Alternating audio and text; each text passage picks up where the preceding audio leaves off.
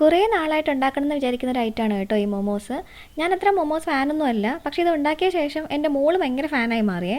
ഫില്ലിങ്ങിനായിട്ട് ഒരു സവോളയും ഒരു വലിയ ക്യാരറ്റിൻ്റെ പകുതി ഭാഗവും ഒരു ചെറിയ കഷ്ണം ക്യാബേജും ശകല ഇഞ്ചി, രണ്ടല്ലി വെളുത്തുള്ളി, എരിവിനാവശ്യമായിട്ട് ഒന്നോ രണ്ടോ പച്ചമുളക്, ഇതെല്ലാം കൂടി നല്ലതുപോലെ അങ്ങ് ചോപ്പ് ചെയ്തെടുത്തേ.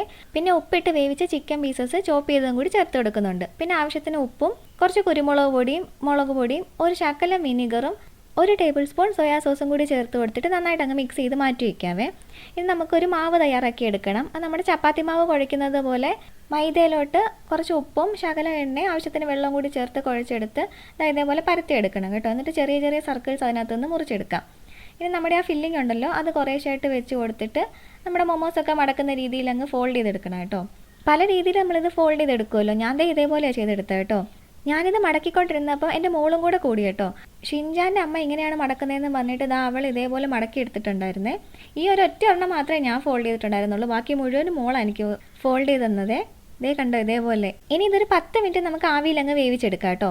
ഇനി സോസ് തയ്യാറാക്കാനായിട്ട് 2 പഴുത്ത തക്കാളിയും 3 കാശ്മീരി ചില്ലിയും 1 ഗ്ലാസ് വെള്ളവും കൂടി ചേർത്തിട്ട് 2 വിസിലൊന്ന് വേവിച്ച് തണുത്ത ശേഷം അതിൻ്റെ തൊലിയൊക്കെ ഒന്ന് കളഞ്ഞിട്ട് നമ്മൾ അരച്ചെടുത്ത് മാറ്റി വെച്ചിട്ടുണ്ടേ. 1 സ്പൂൺ എണ്ണയിലോട്ട് 4 അല്ലി വെളുത്തുള്ളി ചോപ്പ് ചെയ്ത് ഒന്ന് വഴറ്റിയെടുത്തിട്ട് നമ്മൾ ഈ അരച്ച പേസ്റ്റും കൂടി ചേർത്ത് നന്നായിട്ടൊന്ന് കുറുക്കിയെടുക്കണം കേട്ടോ. ഇനി അതിലേക്ക് ആവശ്യത്തിന് ഉപ്പും പഞ്ചസാരയും ഒരു ശകലം വിനീഗറും കുറച്ച് ടൊമാറ്റോ കെച്ചപ്പും കൂടി ചേർത്തിട്ട് ഒന്നും കൂടി ഒന്ന് ചൂടാക്കി എടുത്താൽ മതി കേട്ടോ. അപ്പോഴത്തേക്കും നമ്മുടെ ആ സോസും റെഡിയാവും. സോസ് റെഡിയാക്കുന്ന നേരം കൊണ്ട് തന്നെ നമ്മുടെ മൊമോസ് റെഡി ആയിട്ടുണ്ടാവും കേട്ടോ.